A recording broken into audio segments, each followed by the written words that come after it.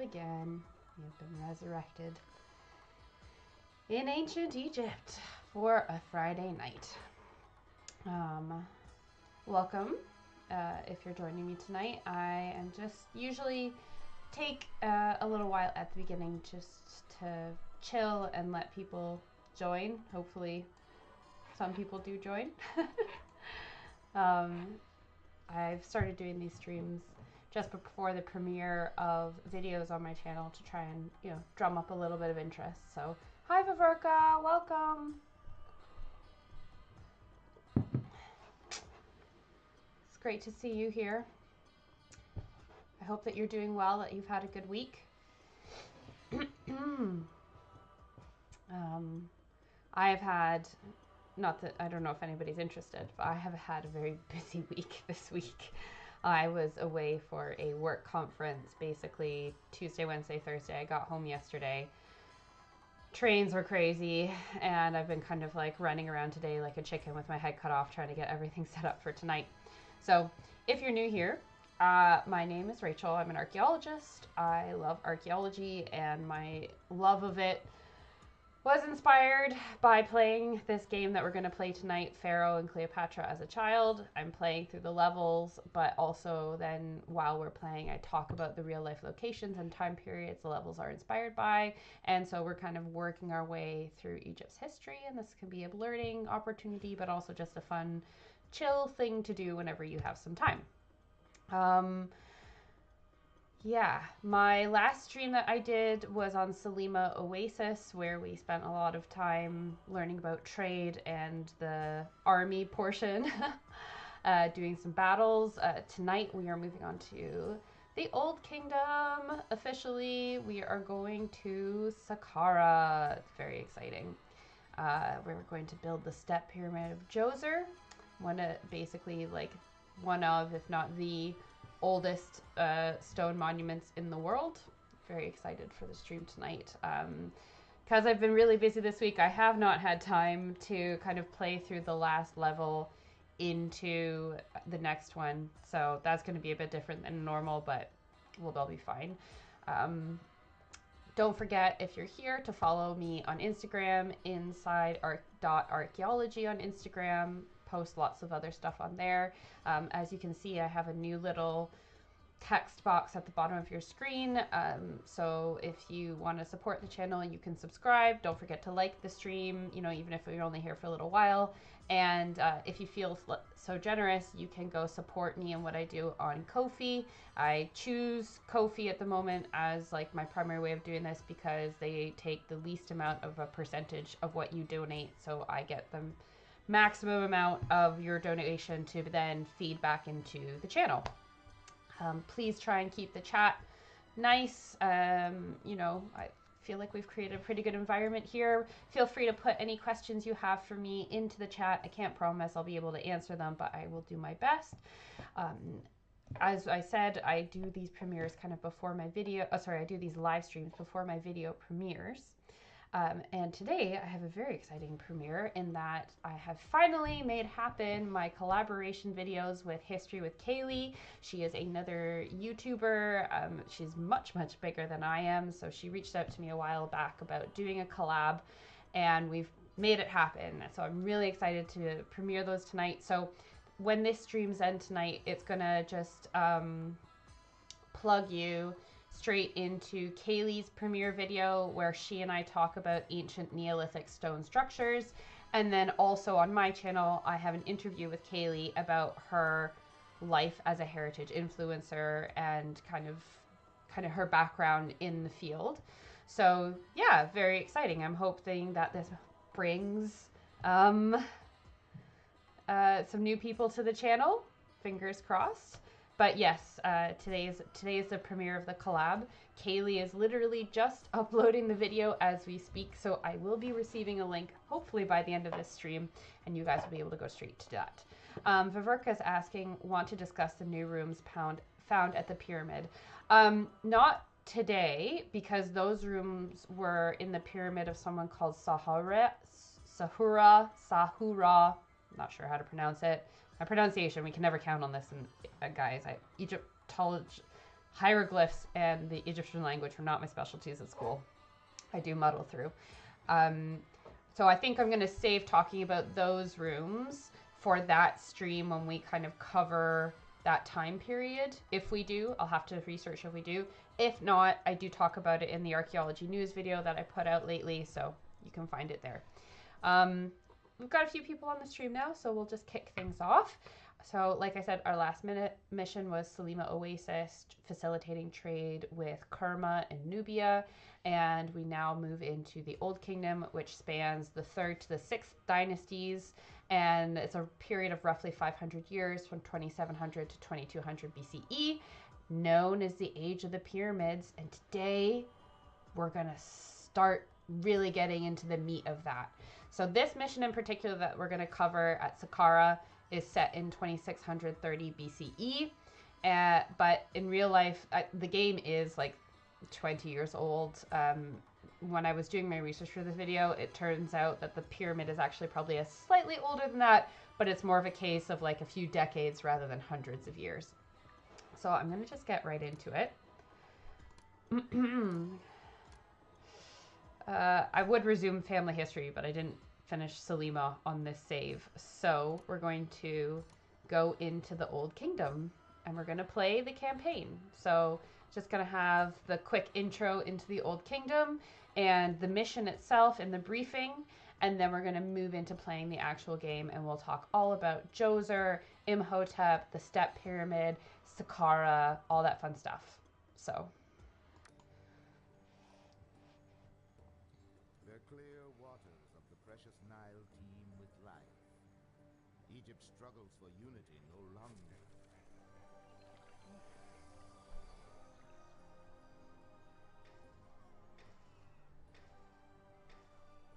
Countless loyal and unquestioning subjects carry Pharaoh to immortality. This is what we're building today, guys. It's so exciting. Okay, so this takes us straight into Selima. So I'm just going to pick this and then cancel. I have to go through to the level and then I'll just go pick the mission. 1 second. New game. I just wanted to play that little cinematic for you. So Saqqara, this is the first pyramid. Very exciting. The accession of Pharaoh Djoser to the throne of Egypt has ushered in a new era of wisdom, learning, and artistic achievement. A royal cemetery is to be established at Saqqara to serve as the eternal resting place for nobles such as Hezre and Kabo Saqqar, Pharaoh's trusted courtiers.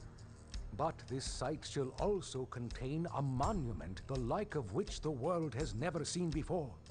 I, the Pharaoh's royal vizier Imhotep, have conceived a new form of sacred tomb for Pharaoh.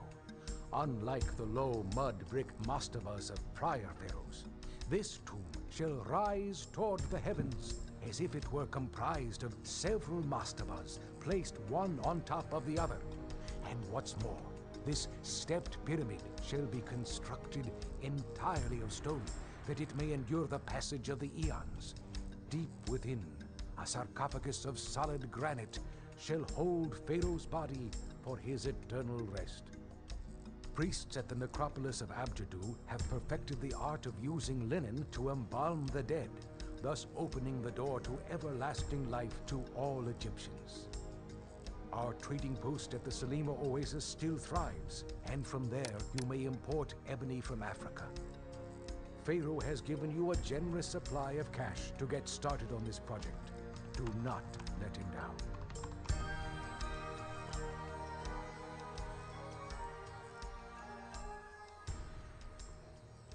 Awesome. So let's get this going. So we have a new technology. I've got some comments in the chat, I know, but I'm just going to kind of get started and then I will get back into the chat. So we have meadow farming. So if you look at the map of this particular spot, we don't have any of the floodplain available for farming. So instead, we're going to have to use irrigation and populate some farms that way. So it uses this technology that's known as the shadoof. I think that's the technical word for before. We call it a water lift in the game, but this was a technology that the Egyptians used. Like, they did use irrigation to help bring water through their fields, maybe when they needed it. So that's really cool. We also have our stonemasons and our carpenters, 2 new types of construction builds. Construction guilds. So in the last levels, we would have had our bricklayers. So now we've graduated into carpenters and stonemasons, and we also have mortuaries for embalmers for mummifying the dead. So it's all very exciting stuff. We have a pretty big map this time. We've got some gold mines up here, so I think these are going to be really valuable for making sure that I don't go bankrupt while I'm playing this part of the game. Also have some hyenas down here. Don't like these guys. And we have ostriches. So we've got game meat. We've got we've got pomegranates for crops. So we've got a lot going on here. So I'm just going to take a few minutes and start setting up some settlements. So then we can get cracking into talking about the level and the game itself. Exciting stuff. So gotta make sure that we're near some water. So I think that's gonna end up being this bit. We got it, because obviously in order to build a pyramid, I have to have quite a significant population to do that. So, Joaquin, let me know if the game sound is better. I have adjusted it. So, yes. I hope that that's working out well. Roadblocks. Really should count how far up I tend to do these things. I don't. There are people who play this game that are much better at playing it than I am, but let's be honest, guys, we don't do these streams because we're looking for really excellent gameplay. We're doing these to have a chat and to talk about ancient Egypt and how flipping cool it is. It's just cool, guys. Right. So water supply.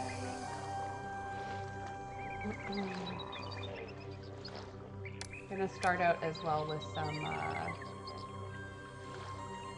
what's the word that I'm trying to go for here? Gold mines. Those will be really key for making sure that I'm able to not collapse my entire. So let's check what our gods are. We've got Ra, local. Ta is our patron god, god of crafters. That makes sense. I'm gonna start off with some temples because I always do this at the very beginning of a mission, because if I don't put the temples up, then I forget about them, and then I piss the gods off and they ruin all of my stuff. And I don't like when that happens. Alright. So questions. Say, got that one. Neferu Sobek, first female pharaoh. I mean, I think it depends on what you, again, this term of pharaoh, king of Egypt, that's the accurate term for this period. Give these guys road access for now. I'm also going to need to build, what's the best way? Because we got to get the gold to the palace, which is going to have to move through here. This way. Block that. Also, what kind of... I only have a village palace. It fits! Perfect.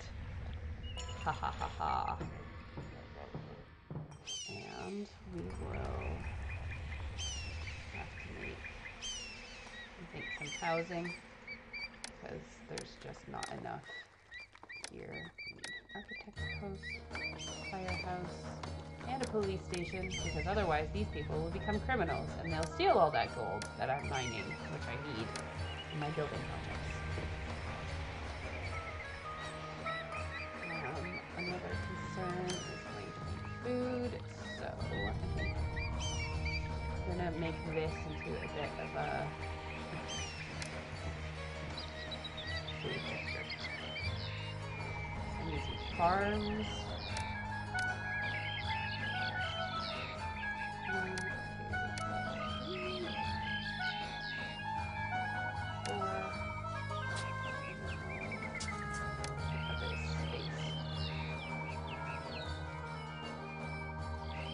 start out with a pretty decent amount of gold.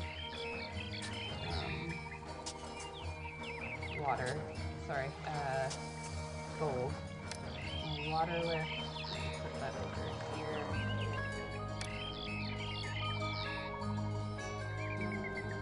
I think that this is supposed to have access to people, so...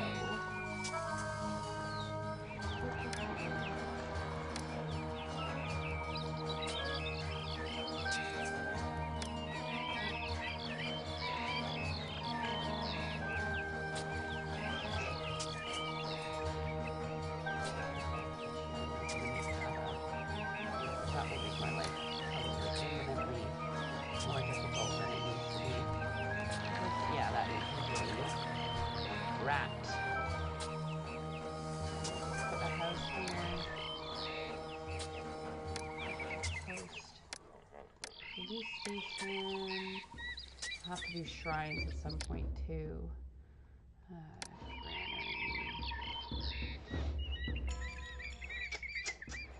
the way that I want to do this, guys. I think I set this road up really rapidly. So what I really want here is I want people to go close to the housing so that we can get our employees. Block here and block here for now. And we'll do our granary over here.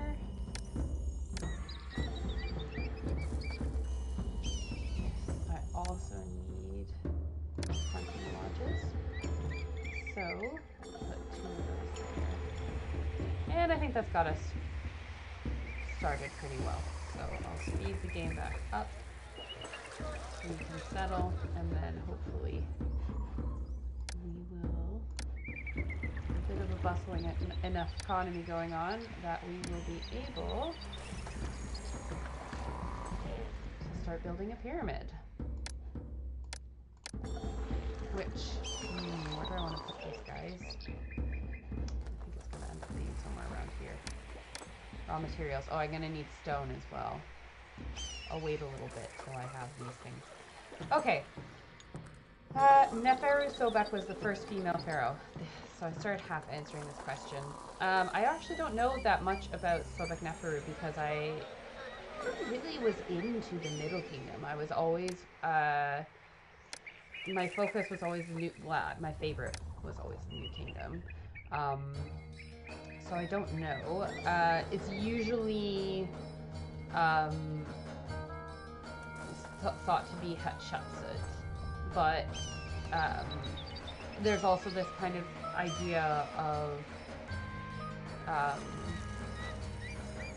you know, is she the same as Hatshepsut? I don't really know. I'll look into it and I'll answer it on the next stream. I did play this game a while ago. I'm glad. I hope that you feel better soon, B.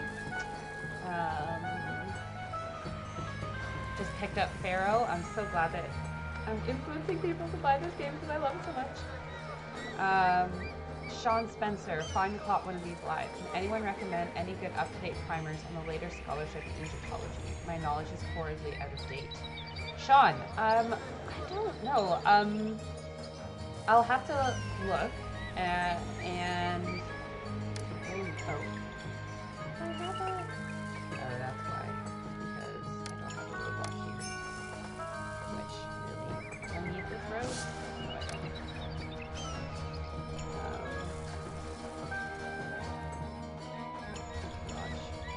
don't.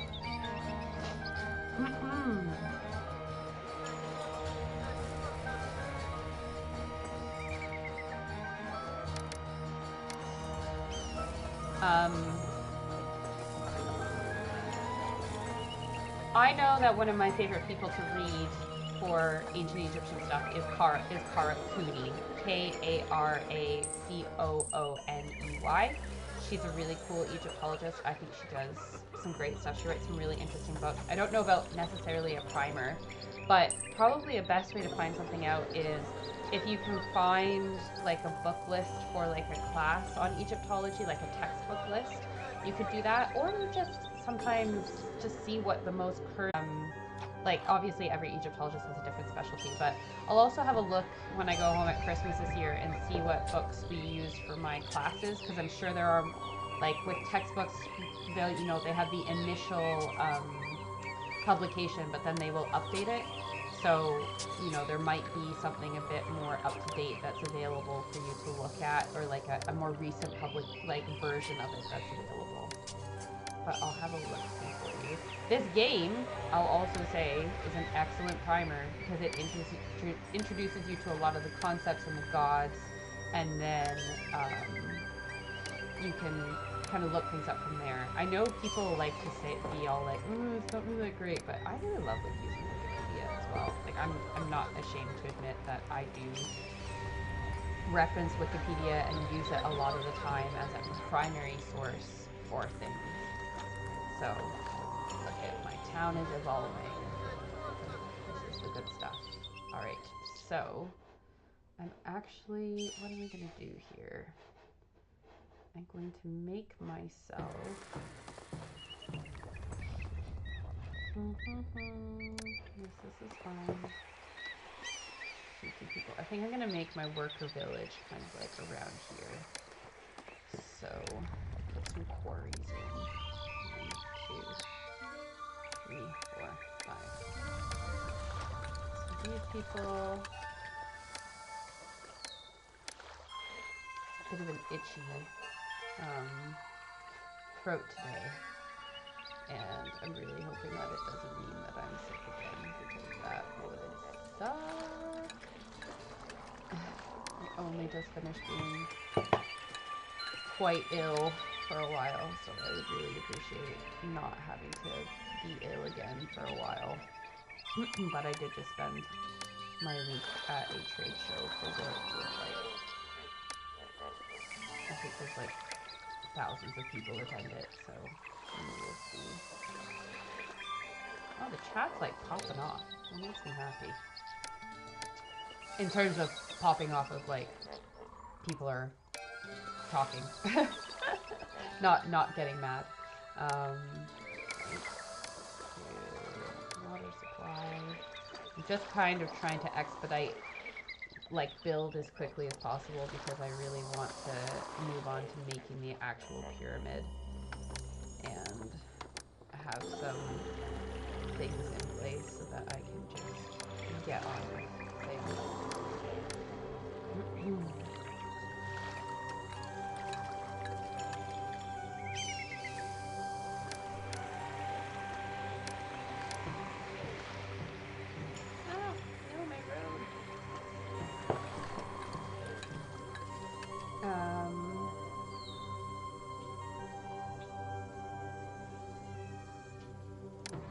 Got 1,000 people here. It's great. And my cat's screaming in the background because she's about to go get fed her dinner. Alright, so I need storage yards for my... Oh, and I need... Oh, guys, I'm about to... This is going to go badly for me if I don't get my firehouse. Okay. Let's do a storage yard for accepting game meat.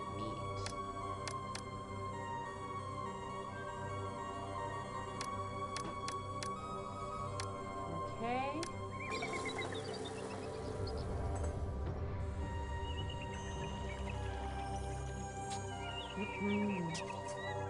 Alright.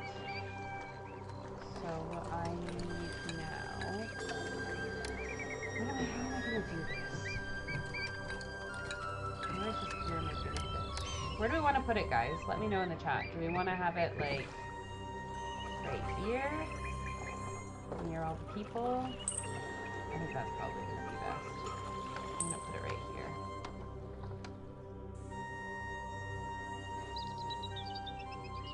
Okay, apparently I can't put it there. Probably the flipping ostrich breeding grounds. Happens to me all the time in this game. Really? Oh, there we go. Now it's fine. So I'm going to make myself a like district of builders for the game, and we will have a road to connect here.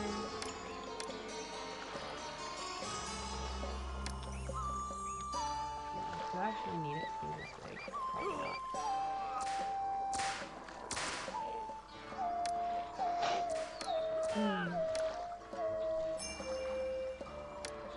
Oops. You know what? I'm building Pharaoh a giant, as I said the other week, Mojo Dojo Casa house, so he can live without some meat for a while, may I just say. Oh, I'm also going to need wood.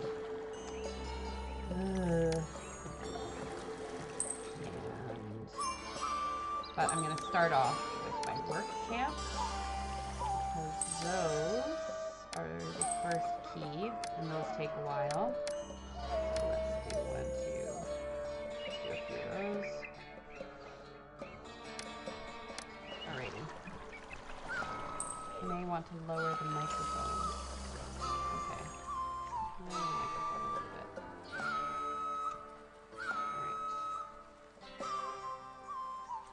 Let me know if that's better. I've lowered it a bit. Let me know if that's better.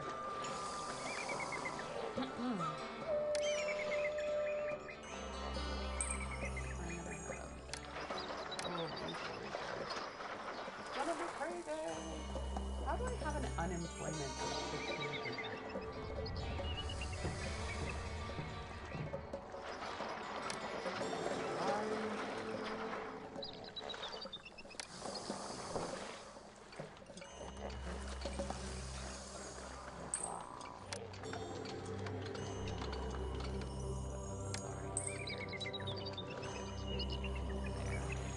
Might take too long a minute. Alright, so I'm going to just focus on this for now. Increase some more housing while I also ramble on about Djoser. So, Djoser. The king of this pyramid, period. And this pyramid. The guy who we are building everything for. Djoser is the name that we all commonly know him by, but that is not the name that is like his Horus name. So we've talked about this in previous streams where like kings of Egypt had I do use the headphone microphone. It should be I don't use the camera one. But let me know if it's better. I can't tell. Anyway, Djoser. His Horus name is actually Netjeri Ket, which means divine of body. And this is the name that he would have been known to other Egyptian kings. Like, that's the name that's inside of his pyramid that he records. Djoser means the sacred one, and we actually... okay, is that better? Is this better now? Let me know. I won't keep talking until I know that the audio is okay. Alright, I'll put up my microphone even more. And we'll keep the game around there, and I'll just like really shoot up the other one. How's this, guys? Way better. Alrighty. Well, and I'll also try not to shout. Oh, look, we've cleared away stuff, and now we're just building the base. We're excavating down to the bedrock. Anyway, back to Djoser. So we think that it might have been his, like, birth name, so, like, the name that he was given when he was born. You know, this is something that would have changed when he became king, to give him a more auspicious name. Where do people live here?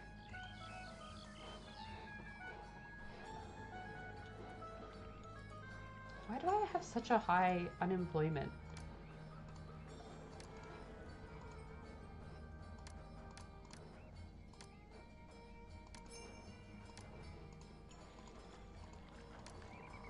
One, two, four. All right, employment's going down. That's good.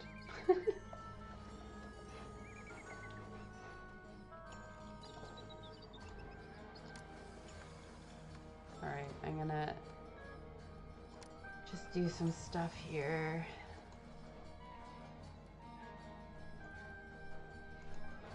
I'll have some more gold mines. That will help.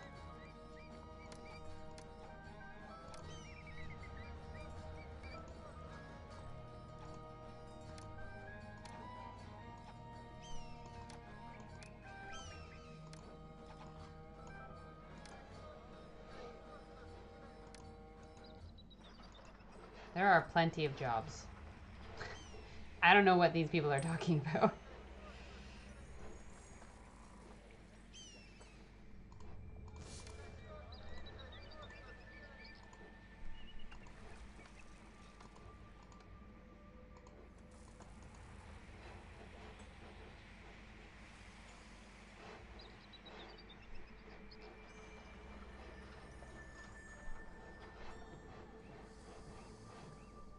I'll do another quarry just to be safe. Oh, this is what happens in the game when you expand too far too fast. Everything collapses. Will you play the clear? Yeah, I'll play the game as long as there's levels to play. I'll just keep playing them. So, why is my unemployment so high? I don't understand.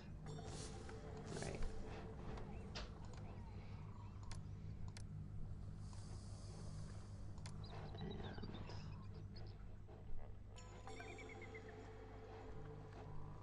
Cut out a bunch of houses. Maybe that will help. Oh, I just got the link from Kaylee for the stream. Exciting stuff, guys.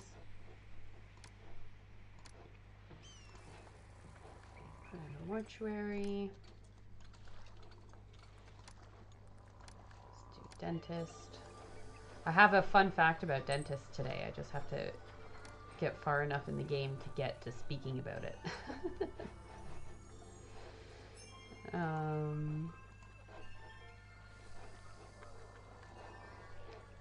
No, I think it's just I think I just expanded the working too far too fast because I'm just trying to rush job this basically. But that's fine. We're getting into it. We have people populating things again. It also obviously is like dependent on these guys being able to access the workers. So there has to be enough people around, and you always have that kind of weird balance. 53 people, so I've got more than enough now. I'm fine. I'll put in another house here.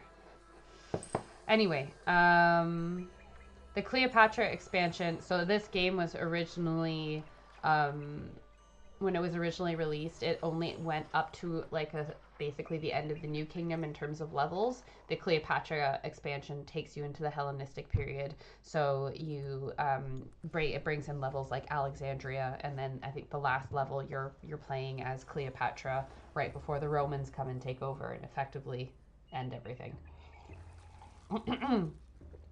Anyway, I'm getting distracted. I'm gonna get through my spiel on Dozier, and then or Net Jerry Cat, and then I'll look back into the chat and answer some questions. Joser.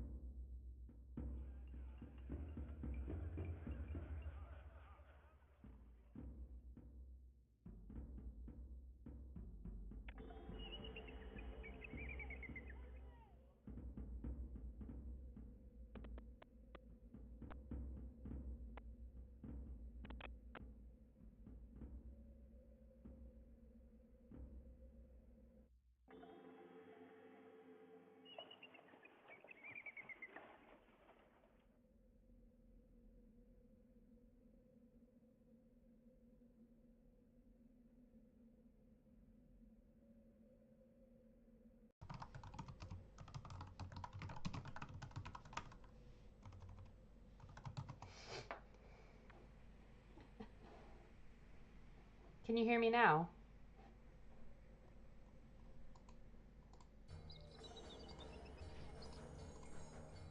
Okay. Yeah, that was really weird. The sound cut out in the game, and then shortly afterwards my mic cut out. I don't really know what's happening there. But I'm back, so it's fine. It fixed itself. That's my favorite kind of way for things to fix itself. Right. Djoser, founder of the 3rd dynasty of Egypt. But as we talked about in the last level, there's a guy called Nebka that some people think might have actually been the founder of the 3rd dynasty. We don't really know. So, oh look, they're bringing a stone to my pyramid. So exciting. Ooh, are the gods about to be really angry? Nah, they're fine.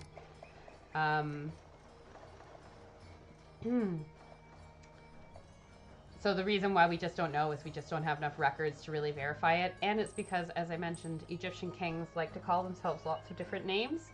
So you have to have enough evidence to connect all these names together. So we're just not quite sure if some of these names are referring to the same person or if they're referring to a different person.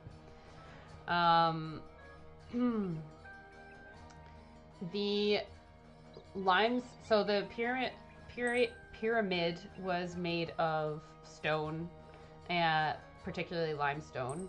But the, oh, sorry, I'm talking about something completely different here. I'm just too frazzled.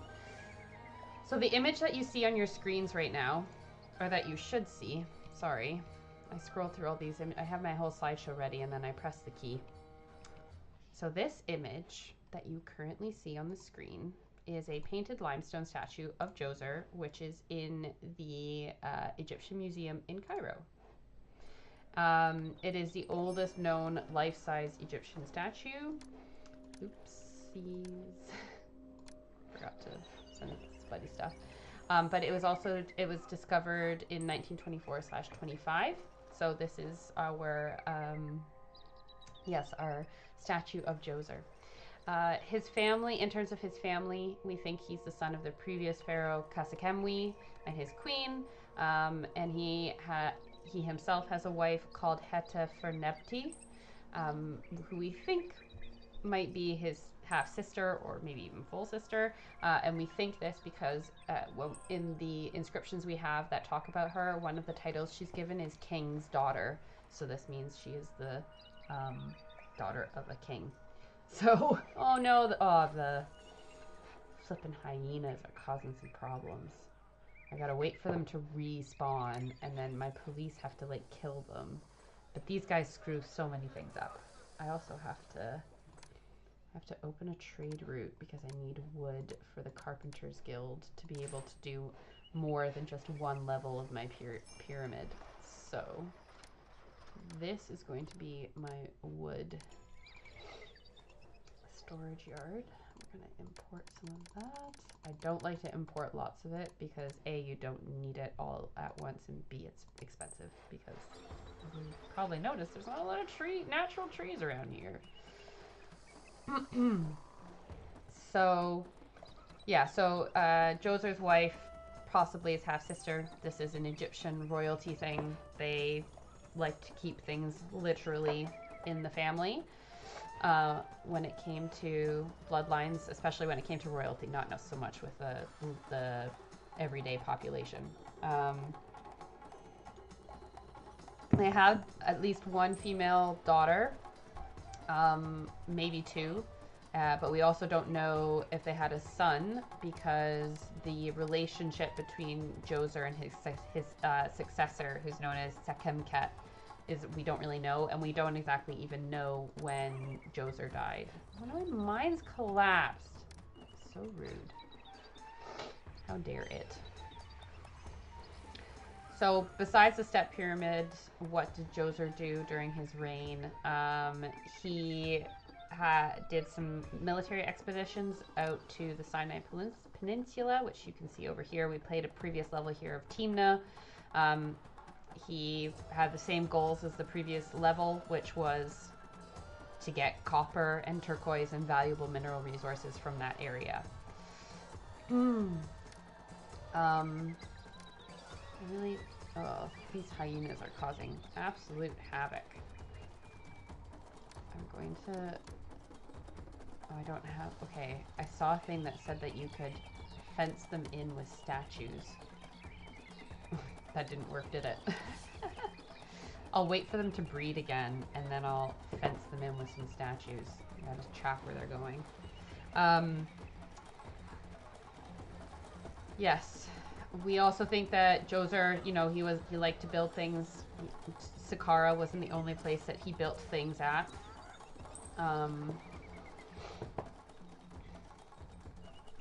We also think that the border of his kingdom would have been at the first cataract of the Nile, and the cataracts are where the Nile gets like really shallow, and it's to the south.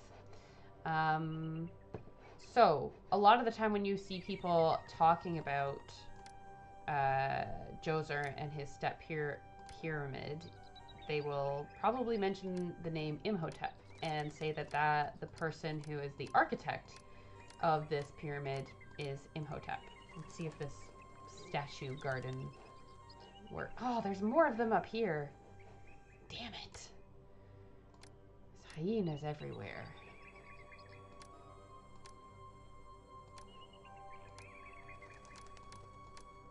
Oh, this is going to bankrupt me if I keep doing this. I'll stick with the ones that I've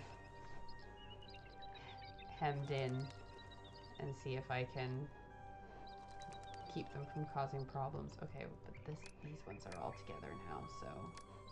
Oh, screw it. Oh, look, the carpenter came, and he made me a ramp. And so now all of my builders can proceed to build the next level of my pyramid. So Imhotep is the next person that we're going to see on our slideshow. The image that you're seeing here is a copper-like, I don't think it's exactly a copper, but it's a copper-like metal statuette that's actually not from when Imhotep lived. It's from much later. It's from 664 to 30 BCE, the late Ptolemaic period, and it comes from the New York Metropolitan Museum. So if you go there, you can see this statue of him.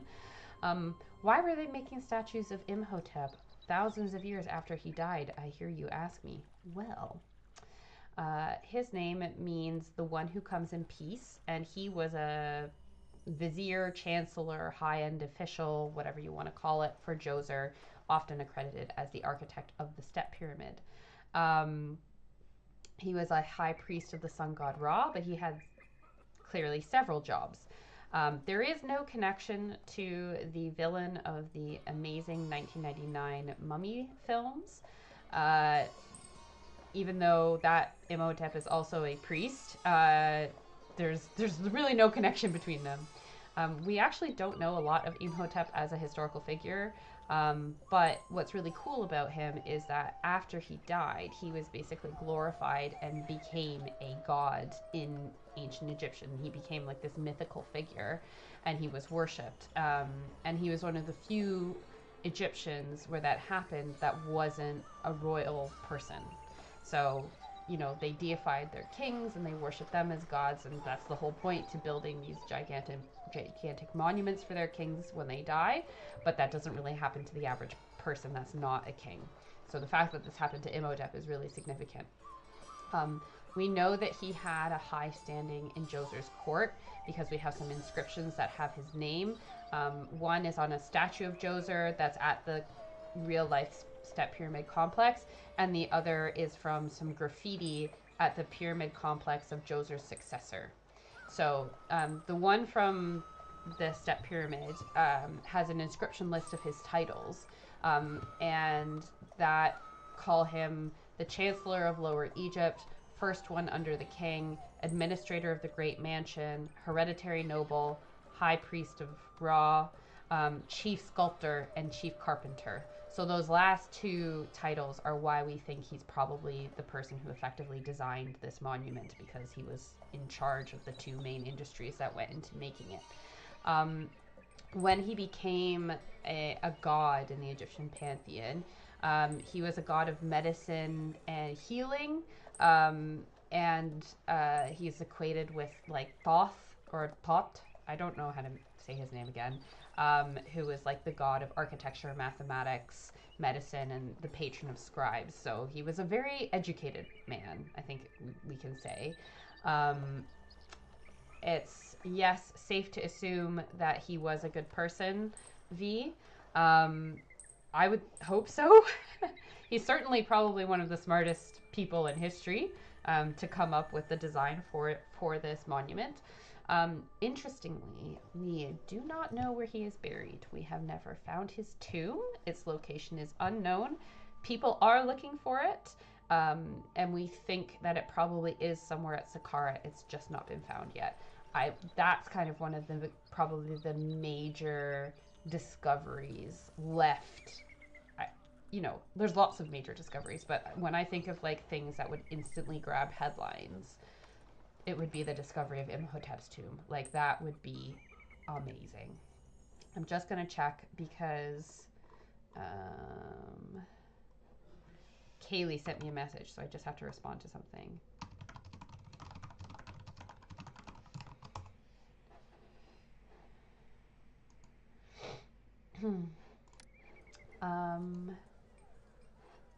Yes. What else do we want to know about him? Yeah, that's pretty much it. So, he's really cool.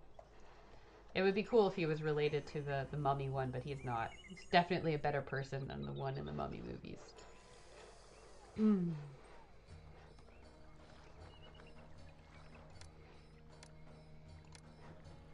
Alright, I can add some more houses now. I'll just take it slow.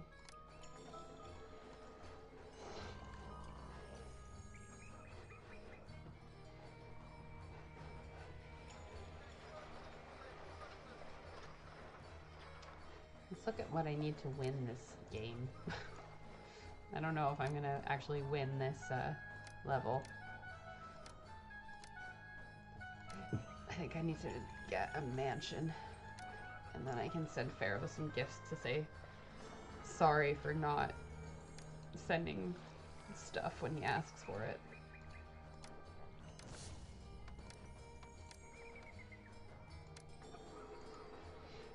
It's interesting that they mention in the mission briefing building the mastabas for the nobles, but you don't actually have to build it in this mission. You only have to build the step pyramid.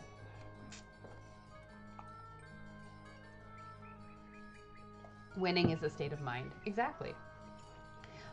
But speaking of those nobles that they mention here, let's go back to the briefing for a sec. Okay, he doesn't. Oh, no, he does start reading it out to you. Where did they mention this? Hezira and Kabusoker. Those were real people. They existed. I was doing research onto this. I have watched Pharaoh. Oh, 1996. No, I have not, because I think. No, I haven't. I'll add it to my list. Hesira. That's the first one that we're going to mention today. And the next photo that you see on my slideshow should be this person that we're talking about. This is a cedar panel relief that comes from Hesira's mastaba. He's shown seated in front of an offering table of possessions, including food to supply him in the afterlife.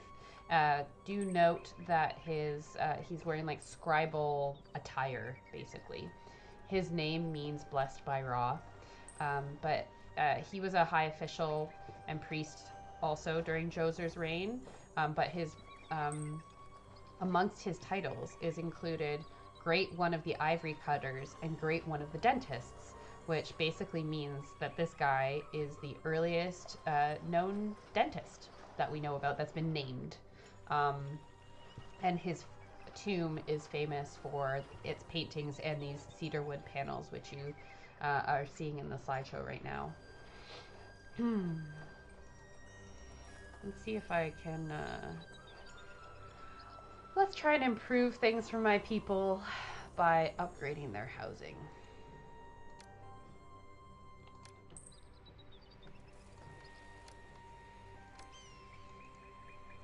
Cedar wood, yeah. So cedar. So that, again, cedar is really interesting because it's a very prized material.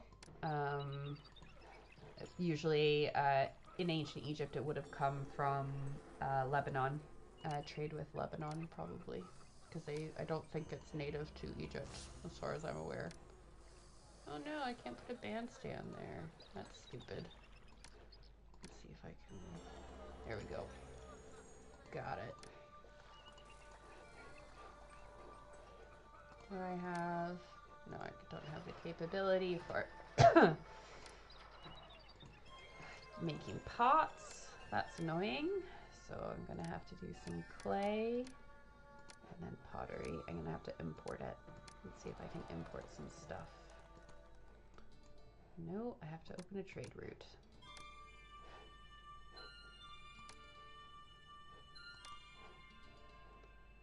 Oh, I have to have a water trade route? Oh, come on. I suppose. Well.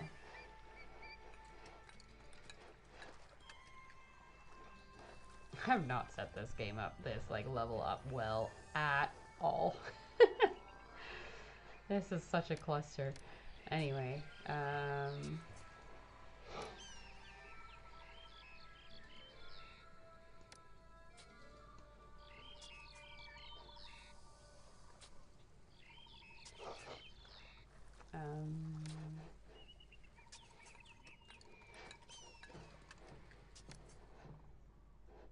oh look, you can see on the map that we have the mastabas at Abedju and Bedet that we've built in the game. I like that. It's a nice little detail. Okay, let's import some brick, some clay. Okay, import a little bit more of this because it's so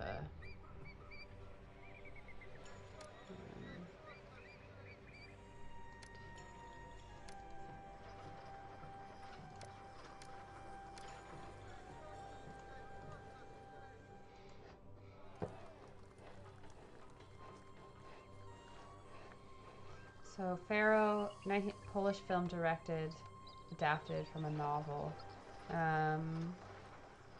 Do we have time for the collab? So Kaylee's video is going live at 7 o'clock, so we're doing a 2-hour stream today.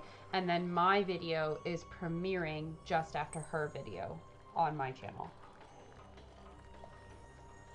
I have to maybe take a second to adjust the permissions, but yeah, she should be able to link people to my video afterwards, and we'll see how it works. I'm gonna actually try and redirect you guys to her video after this stream, but I'm gonna have to check if I'm able to do that. You know, permissions and stuff. I have to do these things.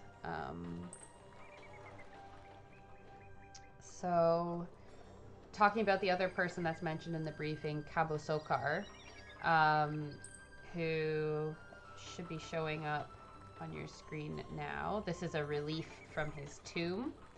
It's not his actual things from his tomb. I couldn't really find anything. His name means the souls of Sokar Ashine. He has a kind of an interesting name because it uses the god Sokar, which is kind of the first time we've come across this in the game. He's another high official of Djoser who's famous for his tomb inscriptions. And what I found was saying that he's famous for his nickname, his unique nickname, but nobody was saying what his nickname was, so I think they mean his name, Kabao Sokar. He was married to a priestess of Hathor. Her name was Hathor Neferhetepes. Too many syllables in these words, guys. He had lots of titles. He has the highest number of official priesthood titles for his time. And this includes confidant of the king, which means that he would have had audiences with Pharaoh. Another title was Sa'ab, which meant, I think, like a privy counselor or like a minister.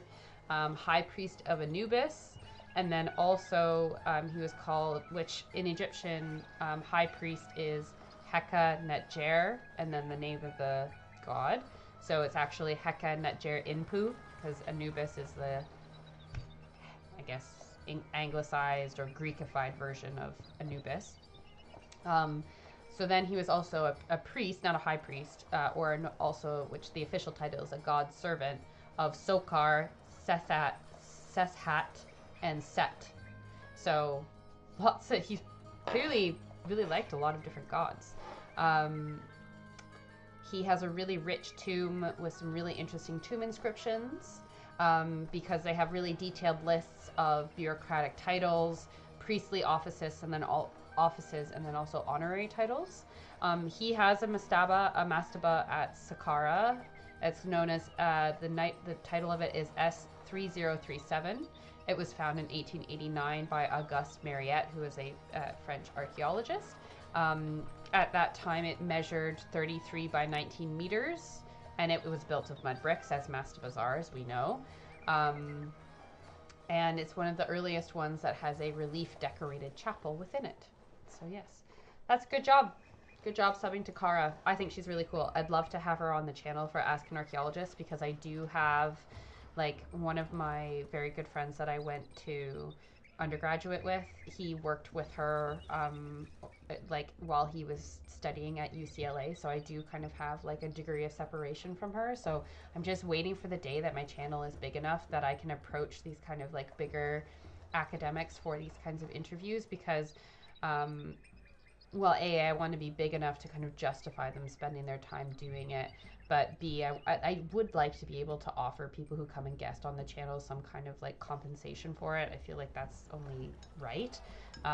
And also some of them will be at the kind of level where they don't do interviews or those kinds of things without being compensated. So yes, I would love to have her on the channel one day.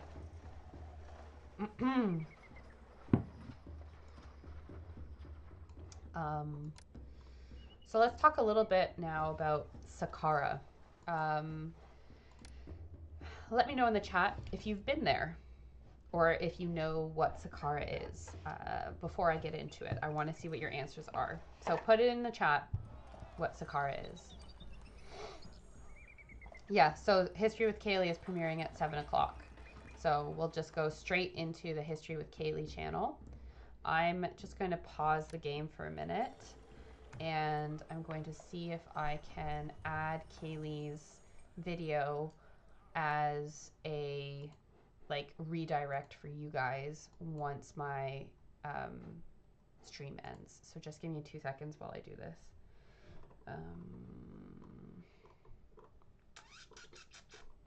Paid promotion, automatic chapters. There's so much stuff on the back end of this. Recording, customization, a redirect. Let's see.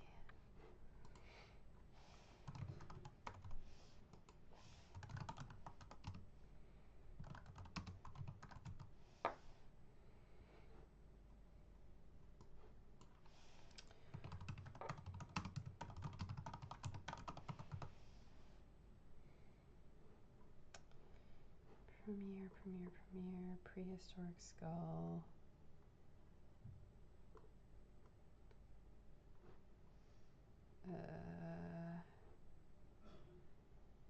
That's interesting. Genius Hub. Oh, I can see, like, all these different things that people are premiering soon.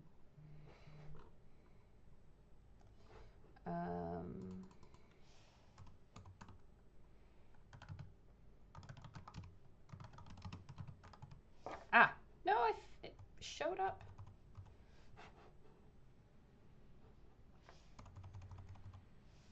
I keep on typing it, and then and then it's like it disappears. And it's like showing up in my thing, but then I keep typing and I can't, and I lose it again. There we go. Premiere. Save. Okay. So once the stream ends, you guys are going to get directed straight to Kaylee's video. Anyway, back to the game. Unpause. Good for you, Joaquin. You're right on top of things. Haven't been, don't know what it is. Need to check your backlog to see if you have a must-see in Egypt. I mean, must-see in Egypt. Everything would be my answer.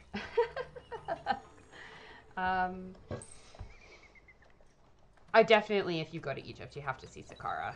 Like, I know everybody usually does Giza, which is where the pyramid and the Valley of the Kings, but really, like, you know, I mean, I don't think people tend to go to Abydos, but I think that's more to do with like the safety of being able to go to Abydos or Abeju, because of the region that it's particularly in. But like Giza, if you're looking for like the great Egyptian burial grounds to go to, Giza, Saqqara, and Valley of the Kings, you have to do those three, 100%. All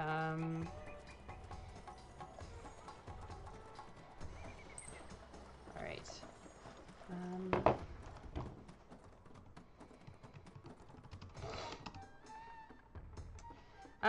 A bit tense in the region. I think that is the understatement of the century.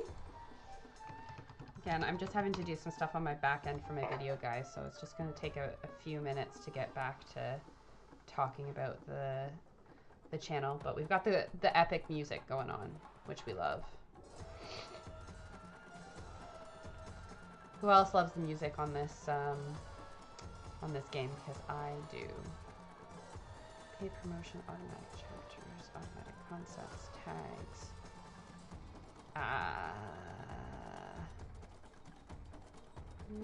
Shorts remixing category.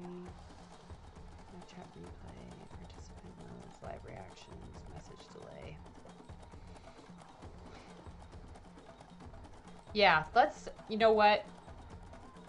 I mean, it's not my place to speak on this topic. It's not my area of expertise, and my channel is not somewhere where I want to make overt political statements. So it's a very tragic situation, and you know, my sympathies, and I hope that it comes to a peaceful resolution soon that benefits everyone in the region.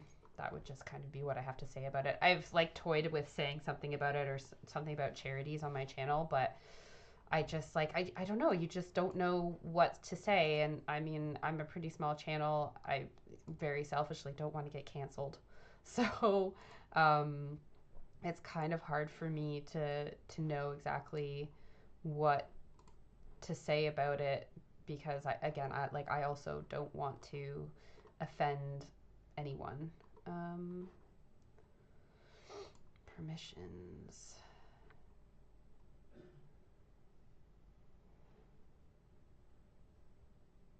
Take other public actions. Can I invite manager? Sorry guys, I'm just trying to figure out Kaylee being able to link to my things. That's really weird.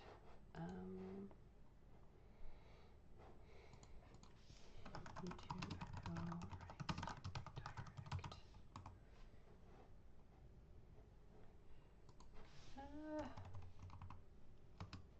I'm getting sidetracked now. Choose from permissions and channel settings. Can redirect my content to your content. Okay, I think I figured it out. Okay, give me 2 seconds. Channel. So I don't know if I'm subscribed to Kaylee. Not in I don't support her way, but I don't generally. Really ironically, I ask people to subscribe to me all the time, and I never subscribe to anybody. But I think that's also because this is also my I haven't dissected this from my personal viewing on YouTube. So let's see if that works. Anyway, yeah. Saqqara. Okay, so what is Saqqara?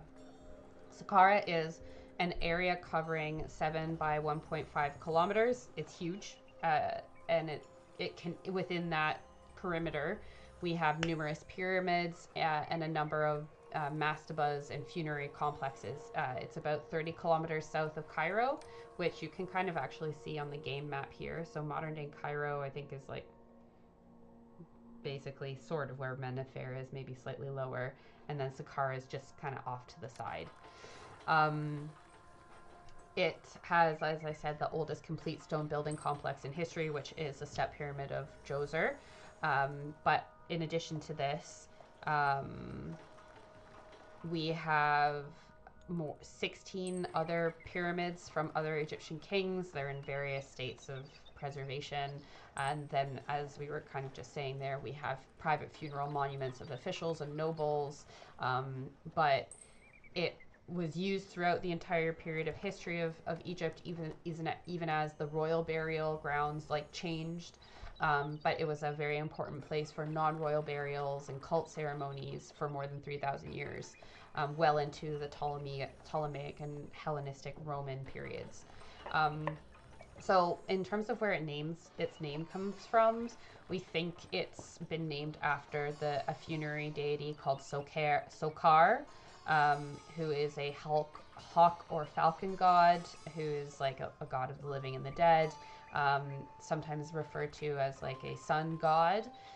Usually we see him depicted as a mummified hawk when we see stuff.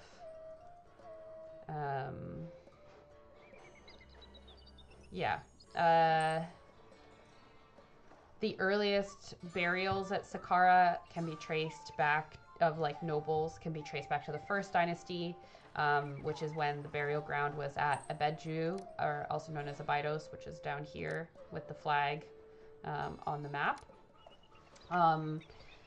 The Kasekemwi, Djoser's father, was buried at Abydos, but he had a funerary monument at Saqqara, which is a large enclosure. So we've talked about that before. It's something that's known as Gisr el Mudir. What we're building now is the pyramid. I mean, it should have a complex with it, but I understand the game is limited. So the step pyramid is not just a pyramid. It also consists of like an entire funerary complex. And it has a lot of different elements to it. So what you see on screen now is kind of like a rough map of modern Saqqara and the different bits of it. It's not very high resolution, so I'm sorry you can't read the names on it, but it's kind of just the general layout. If you pay attention to Egyptian media releases regarding to their discoveries, I will guarantee like you know Saqqara, or you know something from Saqqara, because personally, from what I see in media, it seems to be like the biggest focus for a lot of their media attention around their discoveries.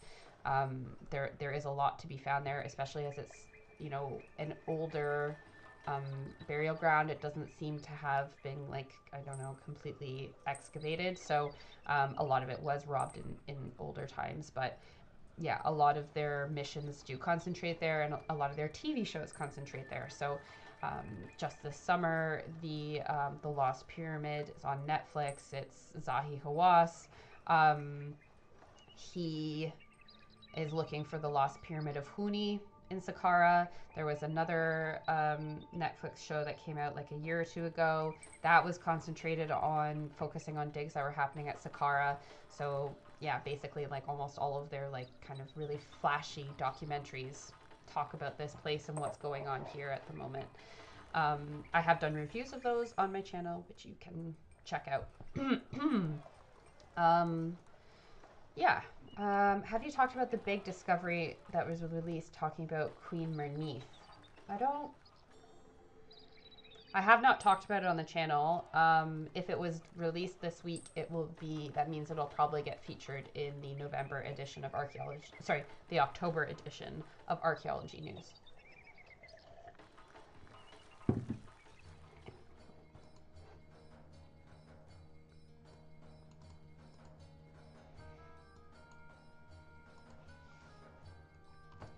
One second, Kaylee's just messaging me. It still doesn't work, it still writes.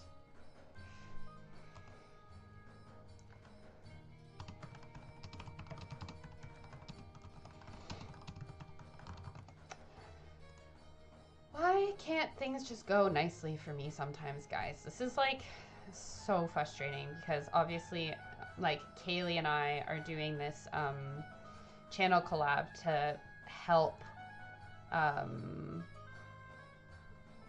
draw some people to my channel from her channel. So if they can't find my channel at the end of her video, then that kind of is gonna make it you know you want to try and make things as easy as possible for people to find you. And so like when things are just automatically set up, that's how it's supposed to work. No,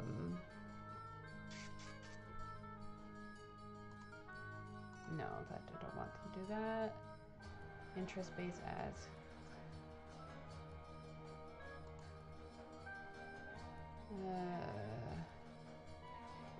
My channel, my account.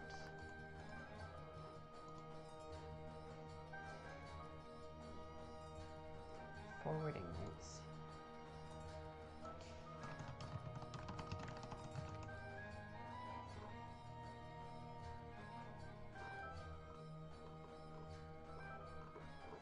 This is not helpful.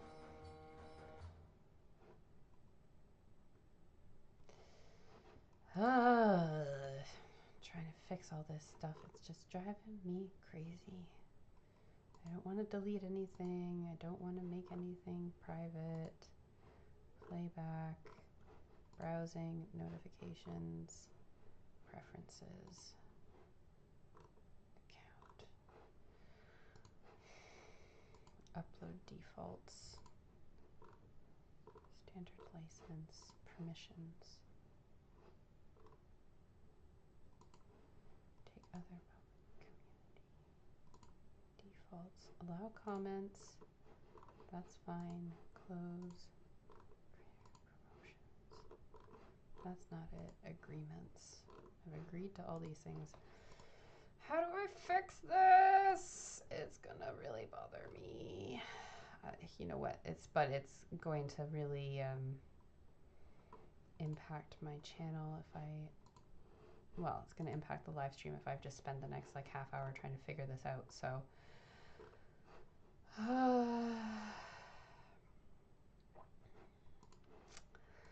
I'm just gonna message her 1 second.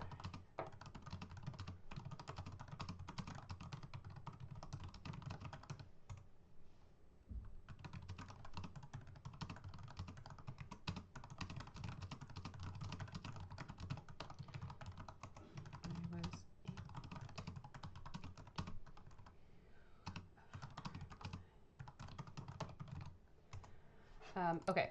Anyway. Back into our teaching zone.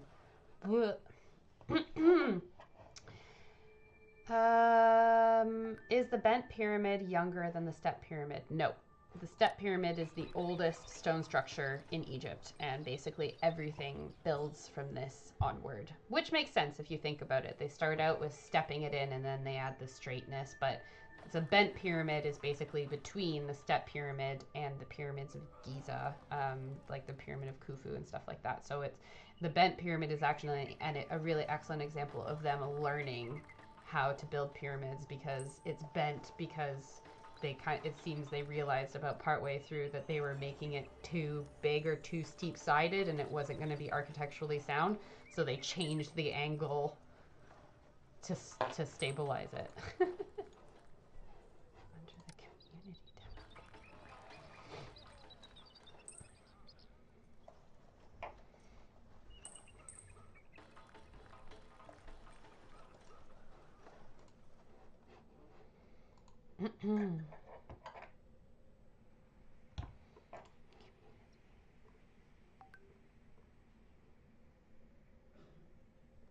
Ah. Okay, I think I fixed it, guys.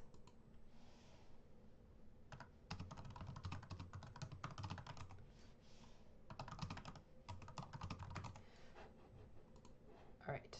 I think I fixed it so that Kaylee can redirect me. Yes.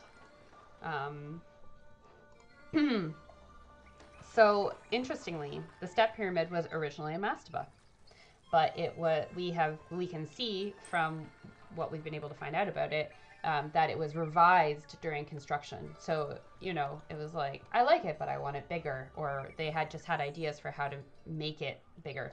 Why they started revising it and why there was this suggestion to move from just a mastaba, which is just kind of a bench, basically, which is, you know, kind of where the name of it comes from, to building a pyramid. We're not really sure why. Maybe they wanted to be able to see it from far away. Maybe someone had a religious revelation that shape would benefit the king reaching the afterlife. I don't know. Yes, Kaylee says we fixed it, so now people will be able to come to my channel after her video. Yay! Everybody celebrate! Let's dance! This is a fun time! It's all working out. Everything's coming up. Rachel.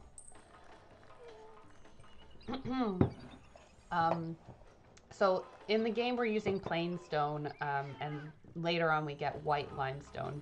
But the step pyramid itself is made of limestone. I think probably because it started off as a mastaba, there's probably elements of it that would have been made out of mud brick, but largely it is limestone, and I'm not 100% sure about that.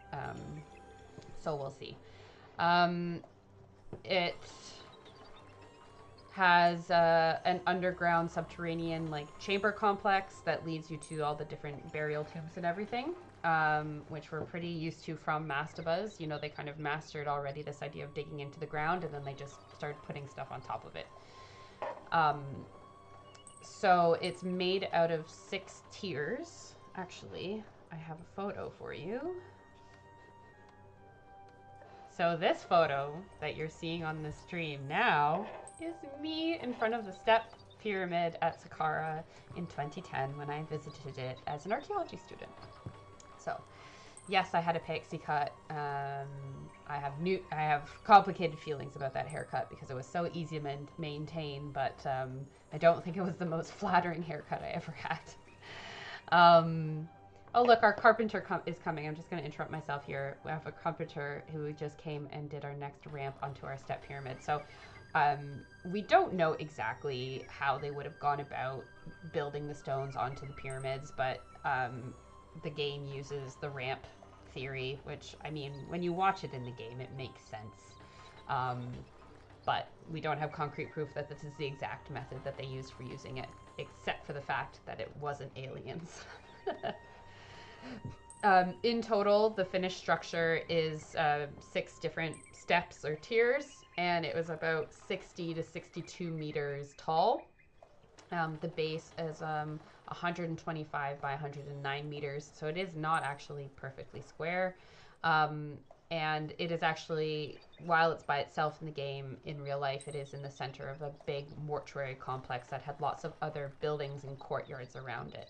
So when we think about it as well, there's a really big social implication about the creation of it, because this means that their civilization and culture was wealthy enough and big enough to facilitate them being able to use resources on what is effectively an economically useless building. Like, it was very a culturally important building for them to have because it was important for their king and making sure that he was able to live into the afterlife. But it didn't really have a tangible real-world function, shall we say. So this suggests, again, like also a new level of control over resources within the state and a period of prosperity. So underneath the pyramid in real life, there are tunneled chambers and galleries, and they're about 6 kilometers in length, and they connect to a central shaft that's about 7 meters square and 28 meters deep. And the different rooms that we have inside of it were for the burial of the king and his family members, but also these storage areas, which storage rooms are what was recently found in the pyramid of Saqqara. That was released last month. There's an entrance at the north end of the pyramid, which is having the entrance on the north side is a trend that we then see carried through the rest of the Old Kingdom. And the underground passages as well are limestone, just as we see here, but they're lined and inlaid with blue faience, which is like an early type of glass. And they replicate in that way like reed matting, so mats made out of reeds, which I think is pretty cool. And the burial chamber is a vault with 4 courses of granite. So again, this is mentioned in the mission briefing of the game. He talks about this granite burial chamber. Granite is a different type of stone. It's much heavier. It only had 1 opening, and it was sealed with a gigantic block, but that has been moved, and unfortunately the tomb was robbed probably thousands of years ago, and we don't have a body for Djoser or any of his treasures left to show us what he was buried with. We can only kind of make assumptions. We don't know when it was robbed. My guess would probably be the first intermediate period. So these are the periods in Egypt's history where we have political and state instability, you know, the kind of social structure breaks down, and, you know, pyramids aren't exactly subtle places. They kind of scream, come rob me, especially when security isn't that great. So it's not really surprising that there's nothing inside of them. So we then have, so the Step Pyramid is kind of the main building, but it's within this mortuary complex. So this is the next photo that I have in the slide. It's a kind of mock-up of the wider complex, which you can, you go through this complex to visit the Step Pyramid when you visit in Egypt. It has a lot of different elements to it. You have a gigantic trench that's like dug in the shape of a house that maybe would have supplied some of the stone for the building of the pyramid. It also has an enclosure wall, which we've covered kind of enclosures previously. Oh, we've got our successful culture music going on, which is very exciting. Also, let's look at our pomegranate farms. These guys are going great. I've got lots of food. I've got pottery. Everybody's happy, and I have a low unemployment. That's great. And the gods, oh, the gods aren't happy. Let's put in a festival square. Everybody loves a festival square. Because I just realized I'm, like, obviously going on a bit of a tangent and not really playing the actual game, which is not really the point of this entire thing. So I wonder, actually, if I do this way, and I do this, can I put a festival square in? The chat's gone really quiet. Are you guys still here? Let me know if you're still here.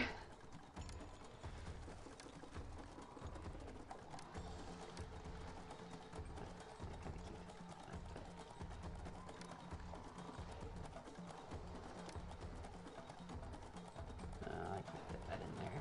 That would have been too serendipitous, apparently. Put it over here.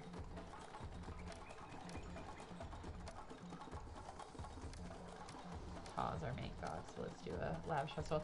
You also can, if you're playing the game, you can speed up building the pyramids. So if you make the gods really happy, they come and they help you build the pyramid, which I think is a really interesting way to semi-cheat the game without really cheating, but you can turn it off and on. I'm here. Jerry, welcome. Sorry guys, I know sometimes I get on a bit of a rant, so apologies if I'm talking too much, although I suppose that's kind of the point if you're on the stream. We've got 6 people here, which is pretty good for my streams, so that's exciting. Cedar trees used in the pyramid buildings were massive. I don't know if they were massive. They probably used a massive amount. Certainly in the Great Pyramid, I was reading when I was researching for my video on the Great Pyramid. Why is my lines keep collapsing? Yeah, when I researched the Great Pyramid, they were talking about the mortar that sticks the stones together. So I think this is kind of something that people aren't really aware of, is that there was mortar used to like bind the stones together, specifically at Giza. I don't know so much about Saqqara, but I would assume so. It's, you know, we always talk about, when we talk about the pyramids, being able to fit a knife between them. And I think people tend to think that we just like stuck stones in place and they all just like stayed together. No, they did use mortar to an extent. Looking at cedars trees right now. Yeah, cedar's it's such a beautiful smelling wood. But yes, when they think about the mortar that was for the Great Pyramid, it would have had to use like trees. That's how we were actually able to know the date of the Great Pyramid, is that they used trees and in the making of the mortar, and they were able to carbon date the charcoal left over from those trees. So we know that they used the wood in them. But there's theories that they burned to make this mortar and to provide enough trees to make the mortar, that they probably bankrupted almost the entire country of their wood supply, and or would have then burned like old wood. So there's this problem with radiocarbon dating, which I'm actually discussed in my video with Kaylee on her channel. It's called the old wood problem. So charcoal is one of the primary things that we like to date in radiocarbon dating, because you have to date on organic material. But you are only dating the thing when that thing died. So with wood, this can be a problem because it's when we cut that tree down and used it. And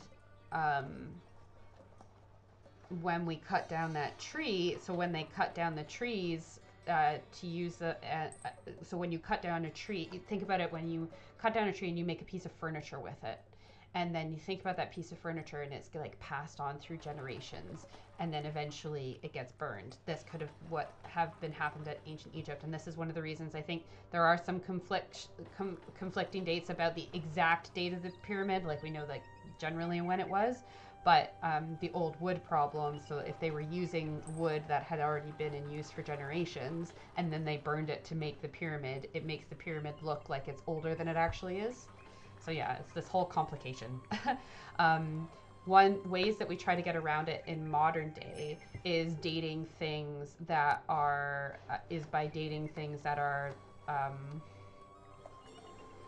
have a shorter, I guess, lifespan. So one of the things that's really popular, especially in the UK for dating, is hazelnut shells, because they're like an annual thing. So they're a lot easier to date and provide like really specific dates to within a year than something like wood.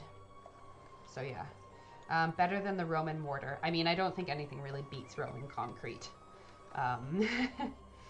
Roman concrete was like the shit, and still to this day is really cool. Again, an Archaeology News video that I did, I think it was in March, they've actually think they might have cracked the secret of why Roman concrete essentially healed itself. So one of the reasons why it was so amazing is that it was self-healing, and we haven't been able to figure out how they were able to do that until they did a study that they released the results this year, which they looked at a different way of casting the concrete and creating the parts of it, which they think may have cracked on how to make it essentially self-healing, which A, is a really exciting discovery for history, but B, is also a really exciting discovery for modern construction, because concrete is super carbon heavy and very bad for the environment. So if we can make like concrete that doesn't need to be repaired so much and maybe doesn't involve so much toxicity in how it's made, it would be better. Egyptian hazelnut cake. Yeah, that does sound tasty. I would actually love... See, many years ago, I flirted with the idea of doing like a bit of a cooking thing on my channel, like ancient eats, but lots of other people have, in the meantime, done that. So I know, what's her face? Dig It with Raven, who I actually like semi know personally.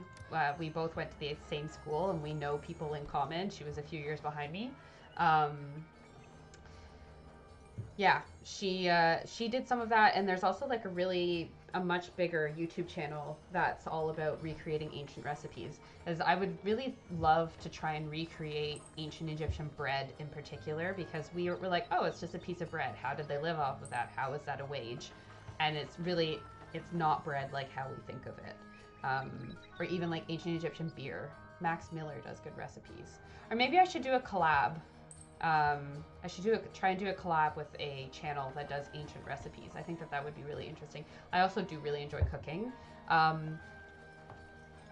So maybe it's something to look at in future, because the other limitation is the fact that my kitchen is shit.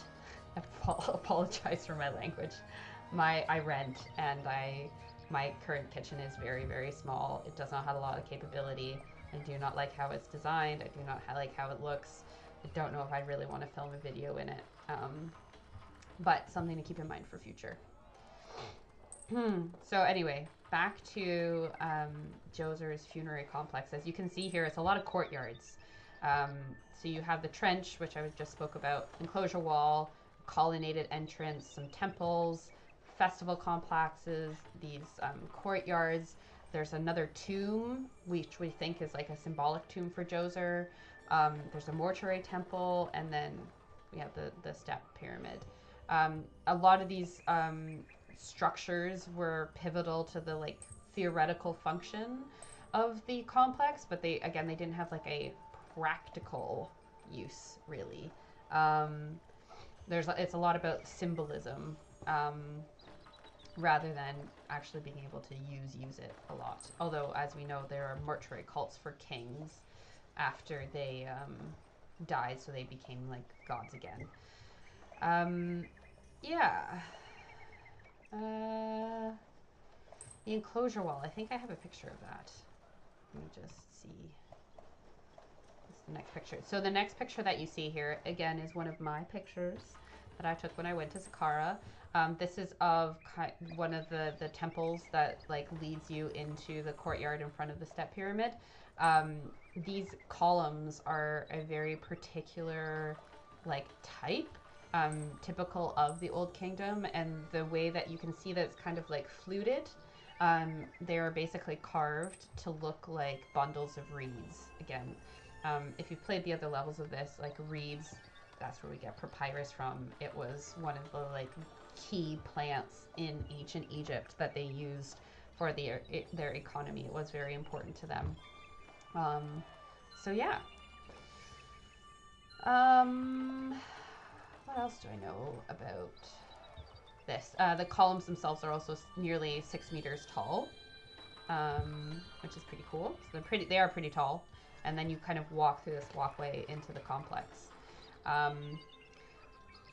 In terms of like excavating and what we know about this, the biggest kind of person that's concentrated on the step pyramid is a French architect and Egyptologist known as Jean-Philippe Lorer.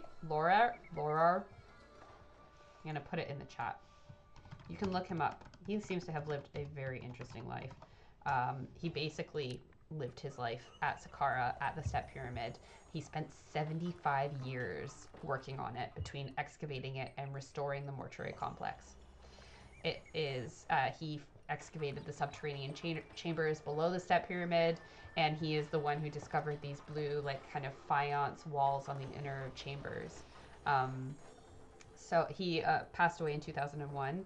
But yeah, he was excavating there in like the 1920s and 30s, like as a young man, which is like, yeah, he dedicated his life to the step pyramid, basically. Probably nobody would have known it better than him. Very coincidentally for you, so as I said, I've been to the step pyramid. I've never been inside it because it's basically been, this new picture we have here, this is the entrance of the enclosure wall at Saqqara as you walk in. Oh, we're on step 3. Not too bad, not too bad. Yeah, so when I visited here, I wasn't allowed inside of it. I haven't been inside the Great Pyramid either. That was like it was kind of, it wasn't really clear how you would be able to do that, but it basically would cost extra, and also it's very cramped. I don't particularly enjoy small spaces, so I wasn't really keen to do that then, but if I had the chance to do it now, I probably would if I went back. Anyway, Step Pyramid used to be closed, as you would have seen in my photo of the Step Pyramid. I'll just go back to it. One sec.